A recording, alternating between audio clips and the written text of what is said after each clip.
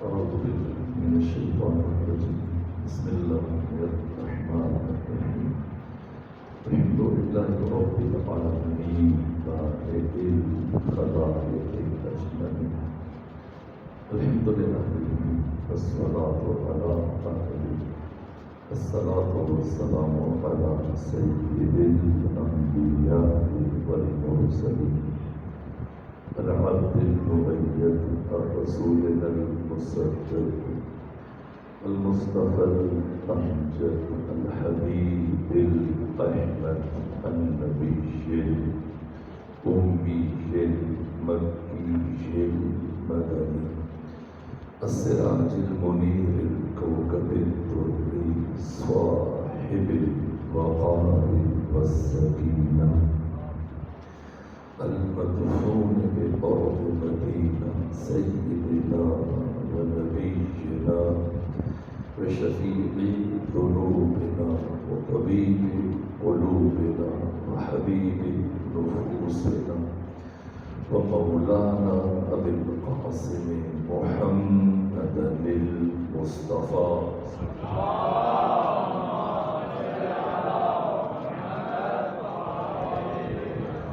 وأهل بيته الأطيبين الأطهرين الأنجبين المعصومين المظلومين ورحمة الله على أحبابهم وأصحابهم وشيعتهم ومحبيهم ومواليهم أجمعين ورحمة الله على أعدائهم ومنكري فضائلهم وغاصبي حقوقهم من يوم عداوتهم إلى الآن ومن الآن إلى قيام يوم الدين.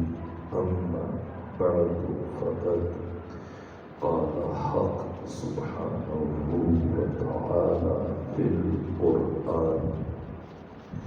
بسم الله الرحمن الرحيم. إن الله وملائكته يصلون على النبي يا أيها الذين آمنوا صلوا عليه وسلموا تسليما. صلوات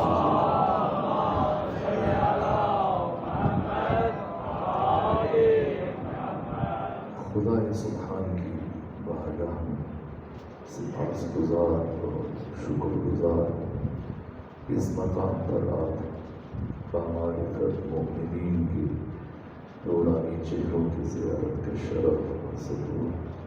حق تعالیٰ آپ سب کو حفظ و بنا رکھے، حوادث روزگار سے محفوظ و معمول رکھے.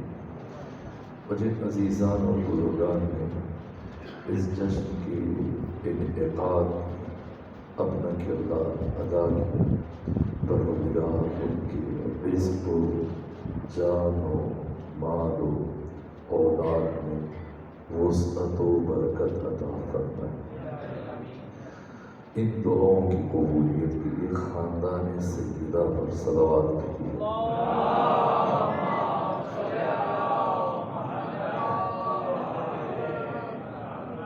میں نے آج کی اس مختصر گفتگو کے لیے سورہ مبارکہ احزاب جو قرآن حکیم کا 33واں سورہ ہے، اس کی 56 نمبر آیت کی تلاوت کا شرف حاصل کیا. مشہور معروف ہے، آپ کے حافظوں موجود ہے. یہ سورہ 73 آیتوں پر مشتمل ہے. آیت تطہیر بھی اسی سورہ سے، جس کا عدد بھی 33 ہے. یہ آیت جو بھی آپ کے سامنے تلاوت کی 56 نمبر آیت، خدا فرماتا ہے ان اللہ، بتحقیق اللہ. لفظ اللہ قرآن مجید میں 2700 مرتبہ استعمال ہوا. ان اللہ بتحقیق اللہ و ملائکتہ اور اس کے ملائکہ. لفظ ملائکہ قرآن مجید میں 68 مرتبہ استعمال ہوا. اللہ اور اس کے ملائکہ یصلون علی النبی، نبی پر صلوات بھیجتے ہیں. اس کی جمع صلوات ہے. نبی پر صلوات یا صلوات بھیجتے ہیں. اللہ اور اس کے تمام فرشتے. لفظ صلوات قرآن مجید میں 51 دفعہ استعمال ہوا. صلوات بھیجتے ہیں، صلوات بھیجتے ہیں. جو صلون، اور یہ صیغہ فعل مضارع. عالم دین تشریف فرمائے اور علماء بھی تشریف رکھتے ہیں. فعل مضارع تسلسل اور استمرار پر دلالت کرتا ہے، یعنی یہ کام مسلسل ہوتا ہے. یعنی کیا معنی ہوگا؟ اللہ اور اس کے فرشتے نبی پر مسلسل صلوات بھیجتے. یہ صلوات کیا ہے جو اللہ اور تمام فرشتے بھیج رہے ہیں نبی پر؟ کتاب الطہارت سے لے کر کتاب الدیات تک یہ 56 علم فقہ اور احکام میں کتب، حنفی، شافعی 538 ہجری میں ہوئی. اور تفسیر کبیر امام فخر الدین رازی جن کی وفات 606 ہجری میں ہوئی. اور بڑی بڑی تفاسیر. انہوں نے جو معنی لکھا ہے صلوات کا، اللہ صلوات بھیجتا ہے، فرشتے صلوات بھیجتے ہیں، مومنوں تم صلوات بھیجو نبی پر. تو انہوں نے یہ تحریر کیا اللہ کی صلوات اس کا مفہوم الگ، فرشتوں کی صلوات کا مفہوم الگ، مومنوں سے جو کہا گیا تم صلوات بھیجو اس کا مفہوم الگ. جو آپ کہتے ہیں اللہم صلی علی محمد و آل محمد، تو کیا اللہ بھی ایسے کہتا ہے؟ کیا فرشتے بھی ایسا کہتے ہیں؟ نہ. تو ان مفسرین نے یہ لکھا کہ جب صلوات کی نسبت خدا کی طرف دی جائے یہاں مراد نزول رحمت ہے، اور جب فرشتوں کی طرف دی جائے یہاں مراد دعائے رحمت ہے، اور جب بندوں کی طرف دی جائے یہاں مراد طلب رحمت ہے. لیکن اب میں آپ کے سامنے پیش کر رہا ہوں اور آپ خود فیصلہ کیجیے کہ وہ ذات جسے خدا نے جب اہل زمین کے لیے بھیجا، اور قرآن میں سورہ آل عمران میں 164 نمبر آیت میں یہ ارشاد فرمایا لَقَدْ مَنَّ اللَّهُ عَلَى الْمُؤْمِنِينَ اِذْ بَعَثَ فِيهِمْ رَسُولًا. اللہ نے مومنوں پر یہ احسان فرمایا کہ ان نے امام الانبیاء کو رسول بنا کر بھیجا. اور علی فرماتے ہیں جو نہج البلاغہ میں جملہ ہے کہ اللہ نے بشر پر جو سب سے بڑا احسان فرمایا وہ یہ کہ خدا نے اپنے محبوب محمد مصطفیٰ کو بشر کی ہدایت کے لیے بھیجا. جب بھیجا تو کہا میرا سب سے بڑا احسان ہے، اور جب بھیجا تو تعارف کا کسے بھیج رہا ہوں. یہ اسلام آباد میں آپ سفر کرتے ہوں گے، بعد میں نے تو دیکھا مسجدوں میں حتی دینیات کی کتابوں میں اکثر آیتوں اور حدیثوں کا ترجمہ اور مفہوم غلط لکھا جاتا ہے. عام طور پر عام ہے یہ چیزیں. وما ارسلناک الا رحمتا للعالمین.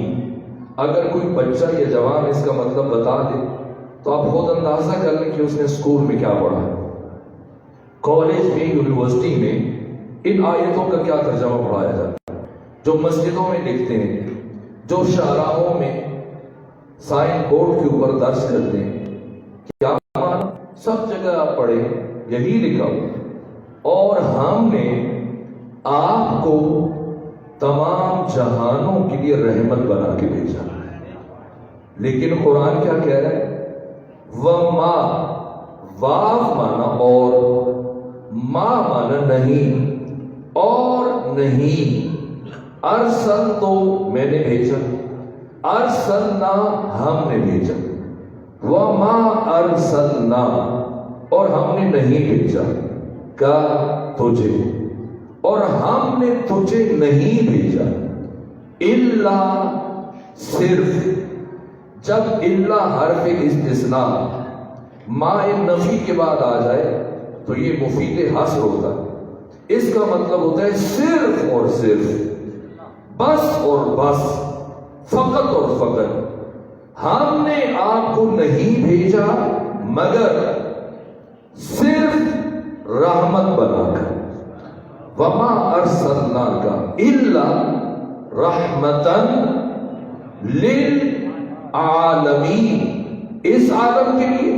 نہ، عالمین، عالم ملک کے لیے، عالم مادہ، یہ عالم ناسوت جس میں ہم زندگی گزارتے ہیں، عالم ملکوت جہاں فرشتے ہیں، عالم جبروت جہاں عقول عالیہ ہے، عالم لاہوت جو مقام مطلقہ خلافت الہیہ ہے، عالم جبروت و ملک و ملکوت و ناسوت و ہاہوت و جبروت، ان تمام عوالم کے لیے ذات ختمی مرتبہ رحمت ہے، آپ مجھے رحمت ہے، یہ قرآن بیان کر رہا ہے۔ اور اگر قرآن نے آپ کے تعارف میں کہ کسے بھیج رہا ہوں، محمد کو، اپنی رحمت کو بھیج رہا ہوں، اپنی رحمت کو تمام جہانوں میں اور اس عالم ناسوت میں تم انسانوں کے درمیان اپنا احسان کرتے ہوئے، لقد من اللہ، اللہ تم پر احسان کر رہا ہے کہ تمہارے درمیان اس نے اپنی رحمت کو، محمد مصطفیٰ کو بھیجا۔ اگر قرآن یہ معنی بیان کر رہا ہے، اب آئے مفسرین اور قرآن کا جنہوں نے ترجمہ کیا، رحمت کا کیا معنی کیا؟ یسلون کا، اللہ کی نسبت سے، بندوں کی نسبت سے، فرشتوں کی نسبت سے۔ اب معنی کریں ہم صلات بھیجیں، کیا مطلب؟ نبی پر رحمت کے نزول کی دعا کریں، یہ لکھا مفسرین نے۔ اب آپ مجھے بتائیں کہ وہ ذات جس کا وجود خود بشر کے لیے رحمت ہو، کیا کوئی محروم انسان جو خود محتاج رحمت ہے وہ اس ہستی کے لیے رحمت کی دعا مانگے گا؟ اس کا مطلب یہ معنی نہیں ہوگا، یہ معنی ہو نہیں سکتا، یہ شأن مصطفیٰ کے خلاف ہے۔ تو کیا معنی ہونا چاہیے؟ تو خلیل بن احمد فراہیلی جن کی وفات 157 ہجری میں ہوئی، جنہوں نے کتاب العین عربی زبان کی سب سے پہلی ڈکشنری لکھی، سب سے پہلی لغت، یہ المنجد ہے، فقہ اللغہ ہے، القاموس ہے، لسان عرب میں منظور کی، یہ لغت کی 20 کتابیں سب بعد میں لکھی گئی۔ لغت کی عربی ڈکشنری سب سے پہلی مرتبہ جس شخصیت نے لکھی وہ پہاڑ سے وزنی نام خلیل بن احمد فراہیلی، جن کی وفات 157 ہجری میں ہوئی۔ کتاب العین کیا معنی لکھا؟ صلاۃ علی النبی کا، صلاۃ یعنی ثنا، ثنا، اور مفردات راغب جن کی وفات 502 ہجری میں ہوئی۔ علوم قرآن پر، مفردات قرآن پر سب سے بہترین کتاب جس کی طرف قرآن کے ترجمہ لکھنے والے اور تفسیر لکھنے والے رجوع کرتے ہیں، خواہ وہ سنی ہو یا شیعہ، یہ مفردات راغب۔ انہوں نے صلاۃ کا کیا معنی لکھا؟ ثنا، ثنا۔ خلیل بن احمد نے بھی لغت میں معنی لکھا ثنا، اور امام راغب اصفہانی نے بھی معنی لکھا ثنا۔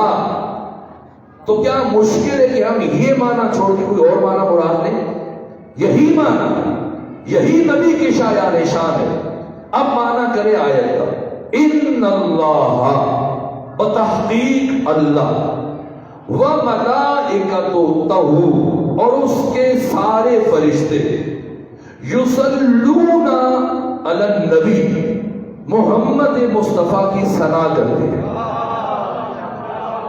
یا ایھا الذین آمنو، اے مومنو، صلو علیہ، تم بھی مصطفیٰ کی ثنا کرو، تم بھی مصطفیٰ کی نعت بیان کرو، تم بھی میرے مصطفیٰ کی تعریف بیان کرو، تم بھی میرے مصطفیٰ کا میلاد برپا کرو۔ یہ سنت خدا ہے، روش خدا ہے، وہ عمل جس میں خود خدا شامل ہے، جس میں خدائے لا شریک خود شامل ہے اور شریک ہے۔ جب ابو علی سینا آج سے 1000 سال پہلے ان کی وفات ہوئی، جو سید رضی صاحب نہج البلاغہ کے معاصر تھے، یہ شیخ الرئیس ابو علی سینا جو اپنے زمانے کے تمام علوم پر مسلط تھے، لیکن استاد کا منہ صرف ایک مرتبہ دیکھا، استاد ناشناس معلم۔ یہ ابو علی سینا 5 برس کی عمر میں ان کے والد کے دوست تھے، بہت بڑے عالم، 80 سال ان کی عمر تھی، تو باپ نے ابو علی سینا کو پڑھانے کے لیے اپنے دوست عالم سے کہا کہ میرے بیٹے کو پڑھائیں، اور وہ پڑھانے کے لیے آئے۔ اور جب پہلے دن بیٹھے پڑھانے کے لیے تو ابو علی سینا نے درس کے بیچ میں یہ سوال پوچھا کہ استاد بتائیں، تخلیق کائنات سے پہلے کار خداوندی کیا تھا؟ کائنات بنانے سے پہلے خدا کیا کرتا تھا؟ اب تو کائنات ہے، اسے خدا چلا رہا ہے، اس کے امر سے بارشیں برستی ہیں، اس کے امر سے ہوائیں چلتی ہیں، کائنات کا نظام، یہ کہکشائیں، یہ سارے سلسلے، یہ جاری و ساری ہے نظم و ضبط سے، خدا کی وجہ سے۔ لیکن جب اللہ نے کائنات خلق نہیں کی تھی، جب کائنات موجود نہیں تھی، تخلیق کائنات سے پہلے کار خدا بندی کیا تھا؟ میں نے کتابوں میں دیکھا، استاد نے کچھ دیر ابو علی سینا کو دیکھا، پھر پیٹا، ایسے مارا، پھر اٹھا اور کہا شاگرد استاد سے آگے بڑھ گیا، میں ایسے شاگرد کو پڑھانے کی صلاحیت نہیں رکھتا۔ ابو علی سینا کے باپ نے کہا میں وعدہ کرتا ہوں آج کے بعد یہ سوال نہیں پوچھیں، آپ پڑھائیں کا نام، اس بچے کو پڑھانے کی میں صلاحیت نہیں رکھتا۔ اٹھ کے چلے گئے کہ وہ سوال جو اب تک استاد کے ذہن میں نہیں آیا، 80 برس کی عمر میں، وہ بچے کے ذہن میں کیسے آ گیا؟ بچے کے ذہن میں کیسے آ گیا؟ تو میں ابو علی سینا کے استاد کی خدمت میں عرض کروں، جناب استاد، سوال زیادہ مشکل تو نہیں تھا، سوال زیادہ مشکل تو نہیں تھا کہ آپ پریشان ہو گئے، ابو علی سینا کو پیٹا، اٹھ کے چلے گئے، ذرا قرآن کی اس آیت کو پڑھ لیتے تو خود اندازہ ہو جاتا کہ تخلیق کائنات سے پہلے خدا کیا کرتا تھا۔ ان اللہ وملائکتہ یصلون علی النبی، خدا اپنے فرشتوں کے ساتھ مل کر اپنے محبوب محمد مصطفیٰ کی ثنا کرتا تھا۔ یا رسول اللہ، یا رسول اللہ، اور کتنی عزت ہے، اللہ صلی اللہ محمد، کتنی عزت دی اہل ایمان کو کہ انہیں لائق خطاب سمجھا، اور خدا نے آواز دی، خدائے بے نیاز نے، خدائے صمد نے بشر کو لائق خطاب سمجھا، فرمایا یا ایھا الذین آمنو، اے مومنو۔ خدا اہل ایمان کو خطاب کر رہا ہے اور اتنی عزت ادا کر رہا ہے کہ اس فعل میں، اس کار میں، اس عمل میں بندے کو شریک قرار دے رہا ہے۔ تم بھی میرے ساتھ شامل ہو جاؤ اور میرے مصطفیٰ کی ثنا کرو، میرے مصطفیٰ کی ثنا کرو، یا ایھا الذین آمنو صلو علیہ، اور ثنا کر کے رکنا نہیں، وسلموا، پہلا کام کار خدا جس میں اللہ بشر کو شامل کر رہے ہیں، دوسرا کام کار عبد کہ ثنا پر رکنا نہیں، آگے بڑھ کر سلمو تسلیما، اور اس طرح سے تسلیم ہو جاؤ جیسے تسلیم ہو جانے کا حق ہے، وہ ادب اور پھر اطاعت۔ اور یہ صلاۃ یعنی ادب و اطاعت یہ خاص نہیں ذات ختمی مرتبت کے ساتھ۔ صحیح بخاری میں امام اسماعیل بخاری نے یہ حدیث لکھی، جیسے ہی یہ آیت اتری صحابہ کرام نے پڑھنا شروع کیا، صلی اللہ علیہ وسلم صلی اللہ علیہ وسلم صلی اللہ علیہ وسلم۔ جیسے ہی ختمی مرتبت کے کانوں سے یہ آواز ٹکرائی، برہم ہوئے، ناراضگی کے آثار آپ کے چہرے سے آیا ہوئے، اور ناراض ہو کے فرمایا لن تصلوا علیہ صلاۃ البترا، خبردار مجھ پر تم کٹی صلوات نہ بھیجو، خبردار مجھ پر تم کٹی صلوات نہ بھیجو۔ کہا یا رسول اللہ پھر کیسے صلوات بھیجیں؟ فرمایا میری آل کو بھی شامل کرو، اور یوں کہو صلی اللہ علیہ وآلہ وسلم۔ تو آل مصطفیٰ ذات مصطفیٰ کے ساتھ ہے، ان کی حرمت، ان کا مقام، ان کی عزت، ان کا شرف، ان کی فضیلت، ان کا درجہ یہ شامل ہے۔ اس لیے کہ ان کے لیے ختمی مرتبہ فرماتے ہیں لحمہم لحمی ودمہم دمی یعلمنی ما یعلمہم، ان کا خون میرا خون ہے، ان کا گوشت میرا گوشت ہے، انہم منی وانا منہم، یہ مجھ سے ہے اور میں ان سے ہوں۔ یہ ختمی مرتبہ، اور یہ آپ کی اہل بیت جن کا کسی کے ساتھ تقابل ممکن ہے، اور وہ بسط الرسول یعنی فاطمہ زہرا، یعنی رسول کی اطاعت یعنی فاطمہ زہرا کی اطاعت، رسول کا ادب یعنی فاطمہ زہرا کا ادب، رسول کا ادب یعنی حسن مجتبیٰ کا ادب، یعنی علی کا ادب، یعنی حسین کا ادب۔ یہ 5 انوار حقیقت میں ایک ہے، وہی حقیقت محمدی کبھی ذات ختمی مرتبت میں متجلی ہوئی، اور پھر یہی حقیقت محمدی علی کی شکل میں متجلی ہوئی، اور پھر یہی حقیقت محمدی فاطمہ زہرا کی شکل میں متجلی ہوئی، پھر یہ حقیقت مصطفی ذات حسن کی صورت میں متجلی ہوئی، پھر ذات حسین کی شکل میں متجلی ہوئی۔ یہ سارے پاک ہیں، یہ سارے طیب ہیں، یہ سارے طاہر ہیں، یہ سارے کے سارے اللہ کی صفات کے مظہر ہیں۔ اللہ نور السماوات والارض، یہ 5 مظہر نور السماوات والارض۔ اللہ لم یکن لہ کفوا احد، محمد و آل محمد مظہر لم یکن لہ کفوا احد۔ اللہ لیس کمثلہ شیء، یہ انوار مظہر لیس کمثلہ شیء، یہ اللہ کی صفات کے مظہر ہیں، اللہ کے جمال کے مظہر ہیں۔ یہ سارے کے سارے پاک ہیں، یہ سارے کے سارے طیب، یہ سارے کے سارے طاہر۔ مجھ سے خواہش کی کہ میں چند جملے آپ کے فرزند حسن مجتبیٰ سے متعلق بھی عرض کروں۔ تو یہ حسن مجتبیٰ وہی طہارتوں کا تسلسل ہے، وہ عزتوں کا قرآن جو ختمی مرتبہ کے گھر میں پہلی مرتبہ خوشی آ رہی ہے۔ اور جیسے ہی ختمی مرتبہ کو خبر ہوئی، آج مجھے اب تک کے تانے دینے والے میرے مخالف، آج ان کے جواب میں پروردگار میرے گھر میں میری نسل کو بھیج رہا ہے، میرے بیٹے حسن کو بھیج رہا ہے۔ دواں دواں کشاں کشاں چلے، اور جیسے ہی گھر میں پہنچے کہا میرے بیٹے کو لے آؤ، حسن مجتبیٰ کو لے آؤ۔ ام الفضل اس گھر کی کنیز جلدی سے آگے بڑھی، کہا آقا تھوڑا سا انتظار کرے، کچھ لمحے انتظار کرے، ابھی تک ہم نے حسن مجتبیٰ کو غسل نہیں دیا، ابھی نہیں لے لایا۔ سنا تو برہمی کے آثار چہرے پر نمایاں ہوئے۔ فرمایا ام الفضل تو میرے حسن کو کیا غسل دے گی جس حسن کو میرے اللہ نے طاہر و طیب خلق کیا؟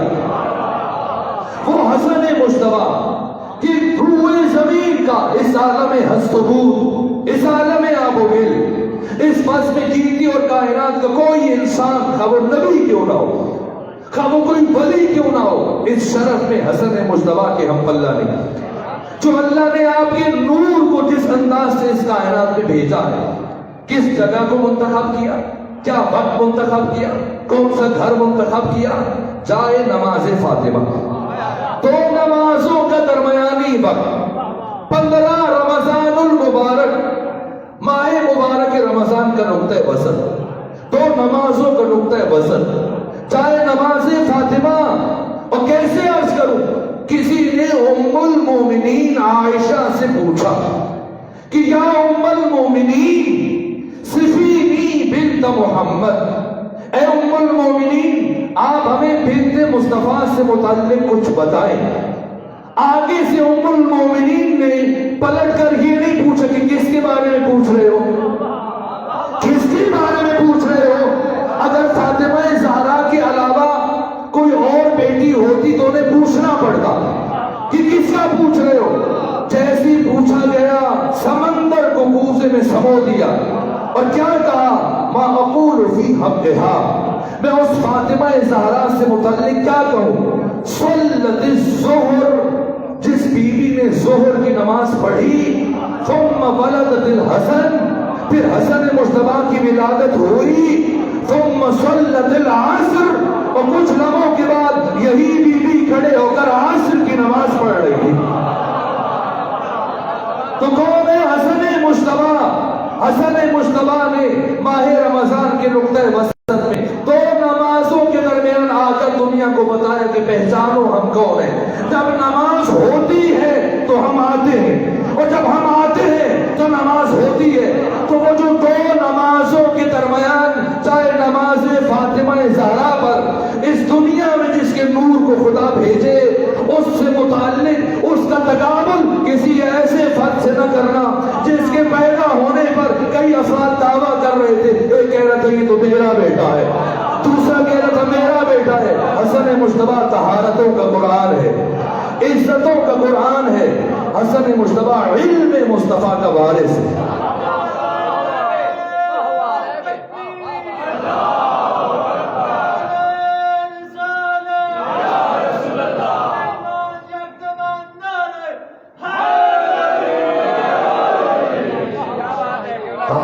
رسول کا وارث، سخاوت رسول کا وارث، اور اسے امام شمس الدین ذہبی نے تاریخ اسلام میں لکھا ہے اور تذکرۃ الحفاظ میں لکھا ہے کہ روح عرش پر ختمی مرتبہ سے سب سے زیادہ شباہت رکھنے والے حسن مجتبیٰ تھے۔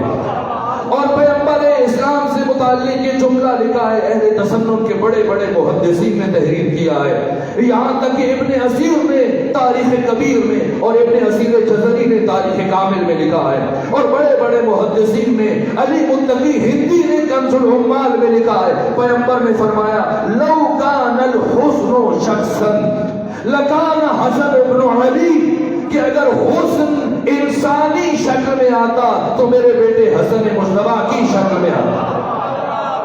اگر حسن کو مجسم کیا جائے، اور کیا بلاغت ہے، لیکن ممکن نہیں کہ اب میں اس مختصر وقت میں اس حدیث کی طرف علم حسن، طہارت حسن، شجاعت حسن، کرامت حسن، جود و عطاء حسن، شجاعت حسن، جرأت اظہار امام حسن مجتبیٰ، کیا شرف ہے، کیا مقام ہے۔ آپ کی شجاعت پر مستقل کتب ہے، آپ کی سخاوت پر شیخ رازی آل یاسین نے مستقل کتاب تحریر کیے، آپ کی صفات ختمی مرتبہ کے نقش ثانی حسن مجتبیٰ۔ اور یہاں تک کہ اگر کوئی وزن کرنا چاہتا ہے تو شیخ رازی آل یاسین کی کتاب صلح الحسن، اس کے دیباچہ جو تحریر کیا ہے وہ سید شرف الدین عاملی، سید شرف الدین عاملی پہاڑ سے وزنی نام، صاحب المراجعات، انہوں نے اس کے دیباچے میں یہ جملہ تحریر کیا، کہا اگر کوئی باریک بین نگاہ رکھنے والا فرد امام حسن مجتبیٰ کی شخصیت کو پڑھے گا اور صلح حسن کے عظیم الشان کارنامے کا مطالعہ کرے گا تو وہ اس نتیجے پر پہنچے گا کہ تاریخ انسانی میں جو حیثیت جہاد حسین کی ہے وہی حیثیت صلح حسن کی ہے، جو مقام روز عاشور کا ہے وہ مقام روز صابات کا ہے۔ اگر حسن باطل کے چہرے سے نقاب کو نہ الٹتے تو کبھی حسین مارکہ کربلا میں اپنے حصے کا کردار ادا نہ کر سکتے۔ کوئی یہ نہ کہے کہ حسن کا اقدام الگ ہے، حسین کا اقدام الگ ہے، نہ، پیغمبر نے فرمایا الحسن والحسین امامان قاما او قعدا، میرا بیٹا حسن اور حسین دونوں امام ہیں، خواہ حالت صلح میں ہو شہادت جنگ میں ہو۔ میں حیران ہوتا ہوں اگر صرف بچوں کو کھلانا مقصد ہوتا تو حسن و حسین کو کندھوں پر بٹھا کر گھر کے صحن کے اندر پیغمبر انہیں بٹھا کے اور ان کو جھولے دے دیتے۔ یہ کیا ہوا کہ ختمی مرتبہ حسن کو اور حسین کو بٹھا کر کندھوں پر جیسے سوار پوری جیسے سواری ہوتی اسی طرح سے ہاتھوں اور گھٹنوں کے بل چلتے ہوئے گھر سے نکل کر گلی میں آ گئے، اور گلی سے نکل کر مدینے کے چوک میں آ گئے، چوراہے میں آ گئے، اور صرف یہ نہیں کہ سواری بنے ہوئے، نہ اپنی زلفیں حسن و حسین کے ہاتھوں میں دے رکھی، جیسے لگام فرض ہوتی ہے۔ تو میں دست ادب جوڑ کر روح رسول کی خدمت میں عرض کروں، یا رسول اللہ گھر تک محدود رکھ دے، آپ بچوں کو باہر لے کے آ گئے اور آپ نے اپنی پشت پر سوار کر رکھا ہے۔ اس درجہ کے جب کسی نے دیکھا اور دیکھنے کے بعد کا واہ واہ کتنی بڑی سواری ہے، ختمی مرتبہ نے جب دیکھا ظاہر بھی سواری کو دیکھ رہا ہے، سوار کو نہیں دیکھ رہا، ایک مرتبہ پلٹے، فرمایا تجھے سواری نظر آ رہی ہے، سوار نظر نہیں آ رہے۔ سوار کس درجہ رفیع پر فائز ہیں اور زلفیں پکڑائی ہوئی ہیں۔ میں دست ادب جوڑ کر آقا کی خدمت میں عرض کروں گا، آقا آپ گھر تک محدود رہتے، گلی میں آ گئے اور آپ آگے چوراہے میں آ گئے۔ اگر ایک بچے نے آپ کی زلف کو ایک سمت کھینچنا شروع کیا کہ ادھر دائیں کو مڑ جائے، اور دوسرے نے زلفوں کو کھینچنا شروع کیا کہ بائیں طرف مڑ جائیں، تو پھر پریشانی ہو جائے گی، آپ الجھ جائیں گے کہ دائیں جاؤں یا بائیں جاؤں، تو کم سے کم اپنی زلفیں تو ان کے ہاتھوں میں نہ دیجیے۔ تو ختمی مرتبہ حکیم امت اسلامی عقل کل اور مجسم عقل اپنے عمل سے امت کو سمجھا کے لا رہے کہ دیکھو میں اسی لیے انہیں باہر لایا ہوں، اور اسی لیے اپنی زلفیں ان کے ہاتھوں میں دی کہ اگر یہ اپنی طبیعت کے تابع ہوتے تو ان میں اختلاف ہو جاتا، اور یہ دونوں تو صرف اللہ کی مشیت کے تابع ہوتے۔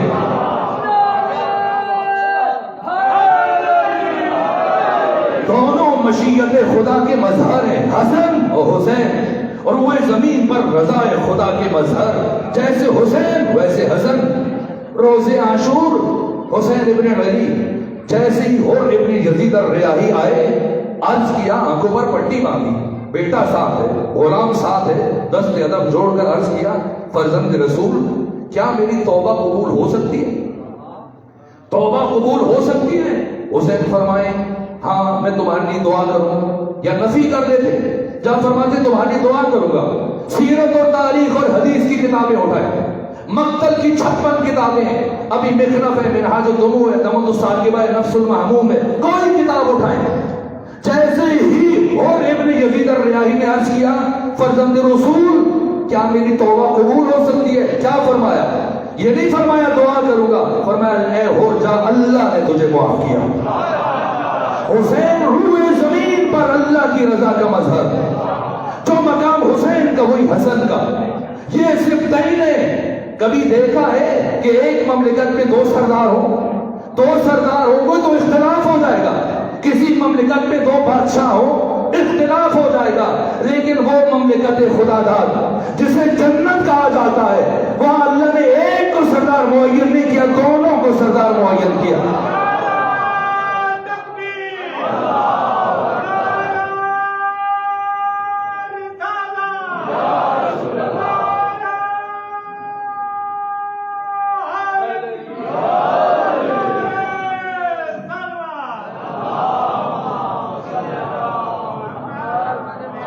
اختلاف نہیں ہے، ایک نقطے میں ممکن نہیں ہے اختلاف ہو، نہ سرے سے بات الگ ہے۔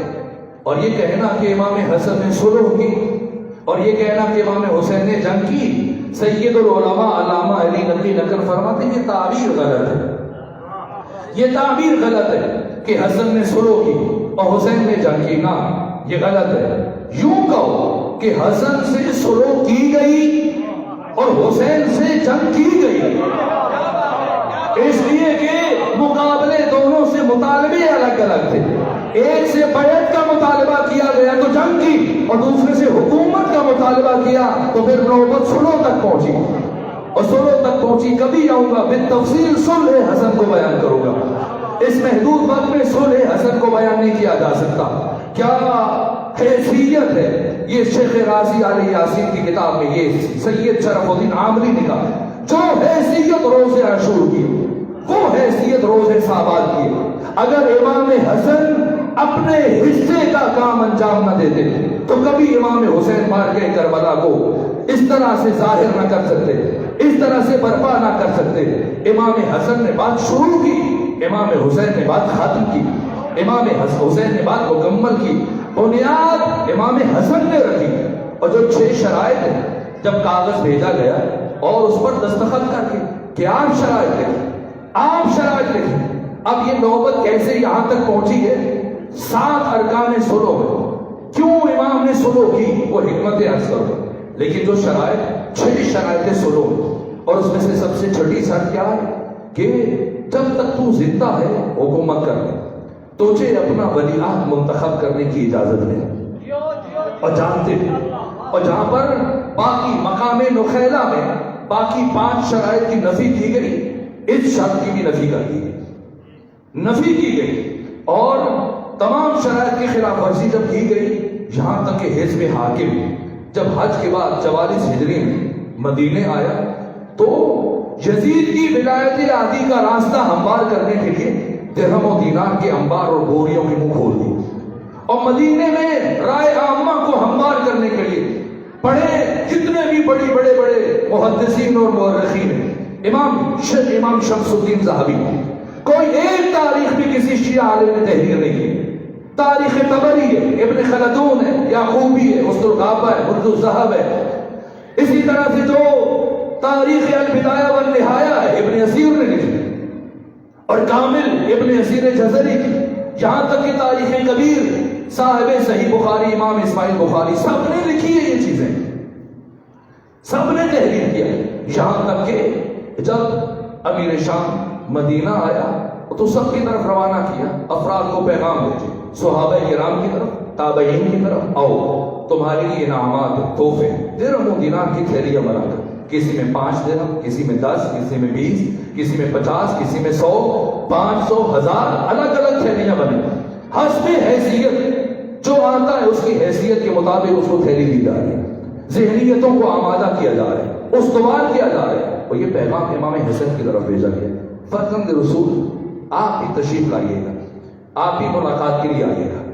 دن گزر گیا, یہاں تک کہ ہنگام غروب نماز مغرب سے کچھ پہلے امام حسن نماز کی ادائیگی کے لیے مسجد نبوی تشریف لائے, اور سامنے مسند ہے امیر شام کی. 1000 سپاہی جو شام سے ہمراہ آئے تھے, جن کے ہاتھوں میں ننگی تلواریں تھیں, اس کے تمام مشیر, اس کے تمام گورنر, جن میں مروان بن حکم بھی, عامر بن عاص بھی, ولید بن عتبہ بن ابی معیط بھی, عمرو بن حجاج بھی, شمس بن ربعی بھی, مغیرہ بن شعبہ, سب کے سب موجود ہیں اس سفر میں, سب بیٹھے ہیں. اور جیسے امام حسن مصطفیٰ آئے, امیر شام اٹھا اور اٹھ کر آگے بڑھ کر امام حسن سے مصافحہ کیا, اور اس کے بعد کہا میں سمجھ گیا آپ نے کیوں تاخیر کی, کیوں دیر سے آئے. اس لیے تاخیر کی کہ میرے پاس جتنا مال ہے اہل مدینہ میں تقسیم کر دوں, اور جب آپ آئیں تو آپ کو دینے کے لیے میرے پاس کچھ نہ بچے, اور میری خفت ہو جائے, میری سرخی ہو جائے. لیکن خیال رکھیے گا, خیال رکھیے گا, انا ابن ہند, میں ہند کا بیٹا ہوں, ہند کا بیٹا ہوں. جتنا سارے مدینے والوں کو دیا اس سے زیادہ آپ کے لیے رکھا ہے, پہلے سے رکھا ہے, تاکہ آپ کو اچھے سے میری حیثیت کا اندازہ ہو جائے. اور اس کے بعد اپنے ساتھ مسند میں بٹھایا, اور بٹھانے کے بعد کہا حسن آپ نے 7 مہینے 25 دن حکومت کی. حسن مجبور ہے کہ وہ یہ جملہ نہیں کہہ سکتا. ایسے شخص کے ساتھ تقابل کرنا اپنی توہین اور بے ادبی سمجھتا ہے.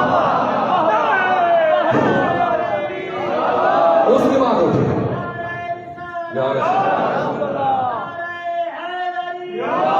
اب اٹھے, جب اٹھے امام حسن مصطفیٰ کا چلو گا وقت نماز ہے, جیسے اٹھے تو امیر شام کا غلام خاص جو بہت دیر سے ٹک ٹکی باندھے آپ کے چہرے کی زیارت کر رہا تھا, اتنا مستغرق ہوا جمال حسن مصطفیٰ کے مشاہدے میں، ایسے برابر دیکھے جا رہا تھا، اتنا جذب اور مبہوت ہوا جمال حسن کو مشاہدہ کرتے ہوئے کہ جیسے امام اٹھے بے ساختہ لاشعوری طور پر، غیر ارادی طور پر آگے بڑھا اور جلدی سے آگے بڑھ کر امام کے نالین پاک کو، آپ کی جوتیوں کو سیدھا کیا، آپ کے قدموں کے سامنے رکھا، آپ کے قدموں کے سامنے رکھا۔ جیسے ہی اس نے جوتیاں سیدھے کی، وہ درہم و دینار کا انبار، وہ سونے اور چاندی کا ڈھیر جو امیر شام نے امام حسن مصطفیٰ کو متاثر کرنے کے لیے، مرعوب کرنے کے لیے رکھا ہوا تھا، امام حسن مصطفیٰ نے اس ڈھیر کی طرف اشارہ کیا، فرمایا اے مرد شامی یہ اٹھا لے، یہ تمہارے اس عمل کی اجرت ہے، اٹھا لے، یہ تمہارے عمل کی اجرت ہے، یہ تمہاری مزدوری ہے۔ جیسے ہی سونے اور چاندی کے ڈھیر کو اس معمولی کام کی اجرت کے طور پر امام حسن نے امیر شام کے غلام کو پیش کیا تو ایک مرتبہ امیر شام کا منہ کھلے کا کھلا رہ گیا، حیرت سے فرزند رسول کی طرف دیکھ رہا ہے اور اب حسن مصطفیٰ پلٹے اور پلٹنے کے بعد کہا تو بھی خیال رکھنا انا ابن فاطمہ الزہرا، میں فاطمہ زہرا کا فرزند ہوں، اور میں نہ سنوں کہ تو اپنی زندگی میں یزید جیسے فرد کو اپنا ولی عہد منتخب کر، اور میری زندگی میں تو کبھی اس خواہش کو تکمیل تک نہیں لے پائے گا اگر جب تک میں زندہ ہوں۔ اور میں نے سنا کہ اگر تو نے مسلسل یزید کے لیے بیعت کا سلسلہ جاری رکھا مختلف اسلامی شہروں سے تو میں خود احتجاج کے لیے تمہارے پاس شام آؤں گا۔ اور ایسا ہی ہوا۔ 3 سال گزرنے کے بعد جب امام کو اطلاع ملی کہ بصرہ میں باقاعدہ طور پر یزید کے لیے بیعت لینے کا کام شروع ہو چکا ہے، سرداروں سے مغیرہ بن شعبہ کا بیٹا عروہ یہ 40 سرداروں کو لے کے پہنچ رہا ہے شام میں، ادھر خراسان سے باقی علاقوں سے جیسے یہ خبریں آئیں، اب امام حسن مصطفیٰ نہ لشکر نہ عسکر نہ سپاہ نہ بنو ہاشم، صرف ایک غلام کو اپنے ہمراہ لیا اور شام پہنچے۔ اور جیسے ہی شام پہنچے تو امیر شام کے جاسوسوں نے اسے اطلاع دی کہ فرزند رسول اللہ حسن مصطفیٰ شام میں تمہارے ساتھ بحث کے لیے اور یزید کے مسئلے میں گفتگو کے لیے آئے۔ تو اب امیر شام نے اپنے درباریوں کو، قریبیوں کو پہلے سے ذہنی طور پر آمادہ کیا کہ کل جب حسن مصطفیٰ میرے دربار میں آئے تو تم ان سے اتنی گفتگو کرنا، باپ داداؤں کے اتنے فضائل بیان کرنا اور حسن مصطفیٰ کے باپ سے متعلق ایسی گفتگو کرنا کہ وہ زچ ہو جائے، اور جو ارادہ لے کے آئے میرے ساتھ بات کرنے کے لیے، بحث کرنے کے لیے، اس ارادے سے باز آ جائے۔ اور ایسا ہی ہوا۔ دوسرے دن جب حسن مصطفیٰ امیر شام کے دربار میں پہنچے، جیسے قدم رکھا تو وہ درباری جنہیں سکھایا گیا تھا باری باری ایک کونے سے ایک فرد اٹھتا ہے، کہتے ہیں حسن مصطفیٰ تمہارا باپ تو بہت بیچارہ انسان تھا، خاک پر بیٹھتا تھا، معمولی لباس پہنتا تھا، فقیروں کے ساتھ کھانا کھاتا تھا، غریبوں کے بیچ میں فیصلے کرتا تھا، جھوکی روٹی کھاتا تھا۔ میرے باپ کے پاس تو اتنی زمین ہے، اتنی جائیداد، اتنے نوکر چاکر، اتنے بنگلے، بھیڑ، بکریاں، اونٹ، خچر، اتنی زمینوں اور اتنی جائیداد کے مالک تمہارا باپ ایسا؟ ایک خاموش ہو دوسرا، دوسرا خاموش ہو تیسرا، چوتھا، پانچواں، چھٹا، ساتواں، بہت وقت گزر گئے۔ جب باری باری ساری باتیں کر کے خاموش ہوئے تو اب یہ خیال کیا گیا کہ شاید اب حسن مصطفیٰ زچ ہو جائیں گے، مرعوب ہو جائیں گے، لیکن جیسے ہی سب بول کر خاموش ہوئے ایک مرتبہ رخ کیا امیر شام کی طرف اور یہ جملہ کہا لو قمت علی ھذا المقام، اے امیر شام اگر میں اس مقام پر کھڑا ہو جاؤں 1 گھنٹے کے لیے، دن کے لیے، مہینے کے لیے، نہ حولا فحولا، سال ہاں سال کھڑا رہوں، وَأَذْكُرُ مَا آتَانَا اللَّهُ مِنْ فَضْلِهِ، اور ان فضیلتوں کو بیان کروں جنہیں اللہ نے میرے خاندان پر اتارا ہے، لَمْ أُحْصِیهِ، میں انہیں شمار نہیں کر سکتا، میں انہیں گن نہیں سکتا۔ اے امیر شام أَتَفْتَحِرُ هَؤُلَاءِ عَلَيَّ بالآباء والاجداد، لیکن پڑھیں امام اہل سنت ابن ابی الحدیث معتزلی نے یہ لکھا ہے کہ اتفتحر هؤلاء علیہ بالآباء والاجداد، اے امیر شام ان افراد کے ذریعے سے ان افراد کے ذریعے سے، آباء و اجداد کے اعتبار سے تو حسن مجتبیٰ پر فخر فروشی کر رہا ہے، ان کے ذریعے سے اے امیر شام، پہلے میں حسن مجتبیٰ تمہارے دربار میں کھڑے ہو کر اپنے بابا علی سے جناب آدم تک، اپنی ماں فاطمہ سے جناب حوا تک، اپنے تمام آباء و اجداد اور اپنی ساری ماؤں کا کردار تمہارے دربار میں کھڑے ہو کر علنی طور پر سب کے سامنے بیان کرتا ہوں، پھر تو ان سب سے کہے آ کر باری باری اپنی اپنی ماؤں کا کردار میرے کان میں بیان کر دیں، میرے کان میں بیان کر دیں۔ اور اس کے بعد اپنے تصرف کو بتایا، اپنے کمال کو بتایا، اپنی ولایت کو بتایا، اپنی ولایت تکوینیہ کو بتایا، اور اس جملے پہ پہنچے، فرمایا لو شئت لجعلت العراق شاما والشام عراقا، اگر میں حسن چاہوں شام کو عراق بنا دوں، عراق کو شام بنا دوں، والرجل امرأة والامرأة رجلا، چاہوں مرد کو عورت بنا دوں، عورت کو مرد بنا دوں۔ جب امام اس جملے پر پہنچے تو ابن ابی الحدیث معتزلی امام اہل سنت انہوں نے یہ جملہ لکھا، فقام رجل من الحضار، حاضرین میں سے شخص کھڑا ہوا اور اس کے بعد کہا یبن ابی تراب، اے علی کے بیٹے، من یقدر علی ذلک، یبن ابی تراب من یقدر علی ذلک، علی کے بیٹے کس میں اتنی طاقت ہے کہ وہ اتنا بڑا دعویٰ کر سکے؟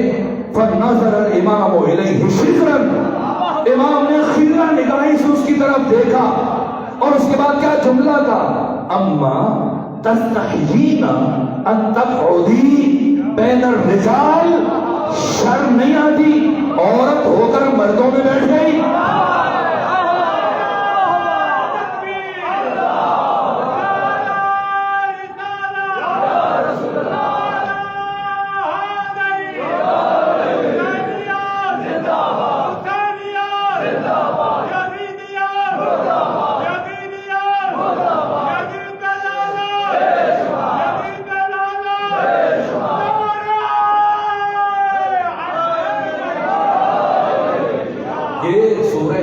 آخر میں کیا پڑھتے ہیں؟ انما امرہ اذا اراد شیئا ان یقول له کن فیکون، کہ جب اللہ کسی شے کا ارادہ کرتا ہے، کہتا ہے ہو جا تو وہ ہو جاتی ہے۔ امام غزالی نے، محی الدین ابن عربی نے، مرحوم ملا صدرہ نے، علامہ محمد حسین طباطبائی نے، خمینی بودشکن نے، سب نے اس آیت کی تفسیر میں یہ جملہ لکھا کہ ایسا نہیں ہے کہ خدا پہلے سوچتا ہے، ارادہ کرتا ہے، اس کے بعد پھر کہتا ہے، پھر وہ ہو جاتی ہے۔ نہ، خدا کے یہاں مراحل نہیں ہے، خدا کے یہاں مراحل نہیں ہے، یہ فہم بشر کے لیے، انسان کو سمجھانے کے لیے، ورنہ اللہ کا ارادہ وہی کہنا ہے، کہنا وہی ہو جانا ہے۔ اللہ کے ارادے کا مظہر، اللہ کی مشیت کا مظہر حسن مجتبیٰ، جیسے یہ جملہ کہا اما تستحیین ان تقعدی بین الرجال، شرم نہیں آتی عورت ہو کر مردوں میں بیٹھ گئی، اسی لمحے جنس بدلی، وہاں سے اٹھی چلی، اور ابن ابی الحدیث نے لکھا ونادى الامام عن ابها، امام نے آواز دی سزا پوری سنو، علی کے بیٹے کو للکار رہی تھی، علی کے بیٹے کو للکار رہی تھی، کہہ رہی تھی کہ کس میں یبن ابی تراب من یقدر علی ذلک، کس میں اتنی طاقت ہے، تو سزا پوری سنو، تو عورت بنی ہے، وہ جو گھر میں ہے، کیا ایک گھر میں اب دو عورتیں ہوگی؟ نہ، گھر چاہ قد صارت عیالک رجل، جسے عورت چھوڑ کے آئی تھی وہ مرد بن چکی ہے، مرد بن چکی ہے، وہ تو رخصت ہو گئی، لیکن دربار میں سانپ سونگ گیا، سکوت اور سناٹا۔ اب کون بولے؟ کچھ ہمیں گزرنے کے بعد ابن ابی الحدیث نے تحریر کیا، امیر شام نے گفتگو کی، یا ابا محمد لقد فضحتنی واہنتنی فی مجلسی، اے ابا محمد آپ نے میرے دربار میں، میرے گھر میں، میری محفل میں میری توہین کر دی، دربار میرا، تخت میرا، تاج میرا، حکومت میری، سلطنت میری، آپ نے میرے گھر میں آ کر میری توہین کر دی، آپ نے میرے گھر میں آ کر میری احانت کر دی۔ اب امام موڑے اور فرمایا اے لکڑی کے تخت پر بیٹھ کر فخر فروشی کرنے والے سن، ان العرش سریری، हसन मुश्तबा का तख्त अर्श परवरदिगार है। कुल अहमद ज़मीरी, मेरे ज़मीर का नाम मोहम्मद मुस्तफ़ा है। वो अली अमीरी, मेरे अमीर का नाम अली इब्न अबी तालिब है। वल हुसैन वज़ीरी, मेरे वज़ीर का नाम हुसैन इब्न अली है। वह जिब्रील फ़कीरी, मेरे दरवाजे के फ़कीर का नाम जिब्राईल है। और उसके बाद जो जुमला का इन शिअता अकुल लक सीरी, क्या माना सीरी? एक है सिर, एक है सीरी। आप चले जाएं अरब में, दो मर्द लड़े तो एक मर्द अगर दूसरे से ये कहना चाहे जाओ रास्ता दो, जान छोड़ो, तो क्या कहेगा अरबी में? सिर, सिर। और अगर सामने औरत हो तो औरत से क्या कहा जाएगा? सीरी। तो इनशे तअकुल लक सीरी, तो भी इंसान बनता, ये तुम्हें भी कहूं सीरी। ये तेवर, ये जुर्रत इज़हार है, ये शुजाअत है इमाम हसन मुश्तबा की। तन्हा अकेले दुश्मन के दरबार में पहुंचकर गुफ्तगू की, जिसके बाद ऐसा सुकून तारी हुआ, सन्नाटा तारी हुआ, वक्त खत्म हुआ। बस आज की हद तक आखिरी जुमला अर्ज करके आपकी ज़हमतों को तमाम कर रहा हूं। ये तसलसल है हयात मुस्तफ़वी का, हसन की जिंदगी हयात मुस्तफ़वी का तसलसल है। ऐसा सुकून तारी हुआ, दरबार में सन्नाटा तारी हुआ। सुलह हसन की हिकमतों को समझना है, कोई नाउज़ुबिल्लाह इमाम हसन मुश्तबा से मुतल्लिक़ ये ख्याल तक ज़हन में ना लेके आए। ये बेअदबी है, कमशानी है, शायद किसी खौफ की वजह से, किसी डर की वजह से ना। क्या असरार हैं, क्या रुमूज़ हैं, क्या हिकमतें हैं, इन्हें अपने मकाम पर बयान किया जाएगा। बस आखिरी जुमला और अपनी गुफ्तगू समेट रहा हूं, और आप बाकी बयान सुनेंगे, इस्तिफादा करेंगे उलमा से। यहां तक कि सुकून तारी हुआ, सन्नाटा, खामोशी, सब खामोश हुए। यहां तक कि मरवान बिन हकम, मदीने का गवर्नर, ये बोल पड़ा कि अमीर शाम, मैं आपके ज़र्फ की दाद देता हूं, मैं आपके हौसले की दाद देता हूं, मैं आपके तहम्मुल और बर्दाश्त की दाद देता हूं। वरना हसन मुश्तबा अगर ये गुस्ताखी मेरे साथ करता तो अब तक मैं हसन मुश्तबा का सर उसके तन से जुदा कर चुका होता। जैसे ये जुमला सुना, इमाम हसन मुश्तबा ने मरवान बिन हकम बिन आस बिन उमैया की तरफ देखा और देखने के बाद कहा, ए रसूलुल्लाह के बेटे को कत्ल की धमकी देने वाले, तूने रात उसे कत्ल क्यों ना किया था जो तुम्हारे घर में, तुम्हारे हुजरे में, तुम्हारे हरम के साथ मशगूल था? तब तुझे गैरत नहीं आई? हसन मुश्तबा के सामने गैरत की बात करता है। ए मरवान सुन, तुम्हारी हैसियत हसन मुश्तबा के सामने वो है, उस मच्छर की सी है जो खजूर के दरख्त पर बैठता है और कुछ देर बैठने के बाद जब उड़ने लगता है तो खजूर के दरख्त से कहता है, जरा संभल के, एहतियात करना, मैं उड़ने लगा हूं। तो खजूर का दरख्त उस मच्छर को जवाब देता है कि मुझे तुम्हारे बैठने का ही कब पता चला था कि तुम्हारे उड़ने से कोई फर्क पड़ जाएगा, तुम्हारे उड़ने से कोई फर्क पड़ जाएगा। तुम जैसे शख्स का इस महफिल में होना ना होना बराबर बराबर है। सहाबाए किराम हमारे सरों का ताज है। 56 दुआएं हैं, 56 दुआएं सहीफे सज्जादिया में इमाम सज्जाद की, और उनमें से एक दुआ सहाबाए किराम से मुतल्लिक है। सहाबाए किराम जिनके वजूद से इस्लाम को तक़वियत मिली, सहाबाए किराम जिन्होंने इस्लाम की खातिर जंगें लड़ी, जिन्होंने इस्लाम की खातिर कुर्बानियां पेश की, जिन्होंने अपनी जाने खत्मी मरतबत पर निछावर की, जिन्होंने अपना माल, अपनी औलाद पैगंबर पर कुर्बान कर दी, जिन्होंने इस्लाम की नश्र व इशाअत में अपनी जिंदगियां लुटा दी। सहाबाए किराम हमारे सरों का ताज है, लेकिन मयार ज़ात मुस्तफ़ा है, मयार ज़ात मुस्तफ़ा है। और ये मयार हमें कुरान ने दिया, ये मयार मुसव्विर पाकिस्तान मरहूम इक़बाल ने दिया है इस उम्मत को। क्या कहा कि मोहम्मद से वफा तूने तो हम दे, कि मोहम्मद से वफा तूने तो हम दे रहे हैं। ये चीज है क्या? लौह कलम दे रहे हैं। मयार इज्जत और शरफ ज़ात मुस्तफ़ा है, जो मोहम्मद का वफादार है, हमारे सरों का ताज है। हम वफादार मुस्तफ़ा के कदमों की खाक को अपनी आंखों के लिए सुरमा बनाना बायसे फख्र समझते हैं।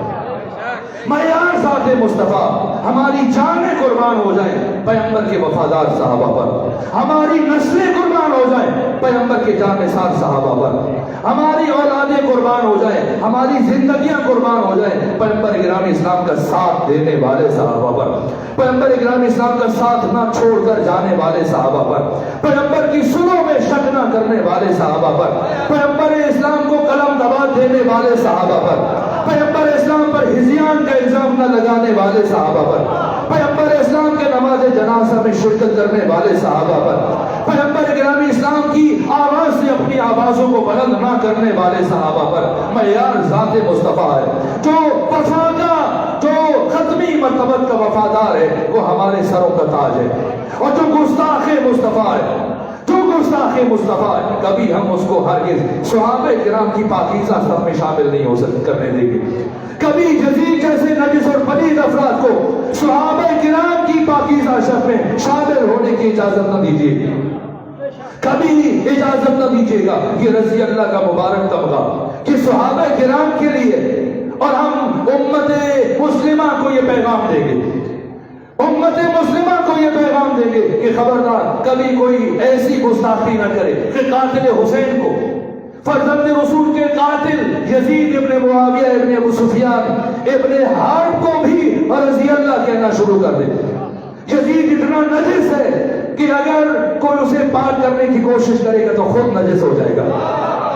یزید کو رضی اللہ قرار دے کر وہ اتنا نجس ہے کہ اس کی عزت میں کوئی اضافہ نہیں ہوگا، لیکن دنیا کو رضی اللہ کی اوقات پتہ چل جائے گی۔ یہ غلطی نہ کرنا، یہ خود صحابہ کرام کی توہین ہے۔ یزید جیسوں کو صحابہ کی صف میں شامل کرنے کی کوشش کرنا، انہیں رضی اللہ کی صف میں شامل کرنے کی کوشش کرنا، رسول اسلام کی وفاداری، یہ معیار صحابیت ہے، یہ معیار عزت و شرف ہے۔ اللہ کریم تمام امت مسلمہ کو، تمام برادران اسلام کو باہم اتحاد، اتفاق و محبت و الفت و رافت عطا فرمایا، اور وَاعْتَصِمُوا بِحَبْلِ اللَّهِ جَمِيعًا وَلَا تَفَرَّقُوا۔ حبل اللہ آل مصطفیٰ ہے، یہ نصاب وحدت ہے، یہ منشور وحدت ہے، وہ نصاب کی جہاں پر پوری امت مسلمہ متفق ہے، وہ اولاد رسول ہے، وہ آل رسول ہے۔ پروردگار ہم سب کو اتحاد و اتفاق کے ساتھ اپنی زندگیاں گزارنے کی توفیق عطا فرمائے، سلم و تسلیمہ کی پیروی کرنے کی توفیق عطا فرمائے۔ اور التماس ہے، سلسلہ جاری ہے، لیکن میں یہ جو دعائیں کہیں، ایک جناب ملک حاجی طالب حسین، انہوں نے تعاون کیا لنگر کے، تو پروردگار ان کے رزق و جان و مال و اولاد میں وسعت و برکت عطا فرمائے۔ اور دوسرے چیئرمین جناب ملک اشرف خان صاحب، انہوں نے میلاد کے لیے خصوصی تعاون کیا، حق تعالیٰ ان کے رزق میں، جان میں، اولاد میں وسعت و برکت عطا فرمائے۔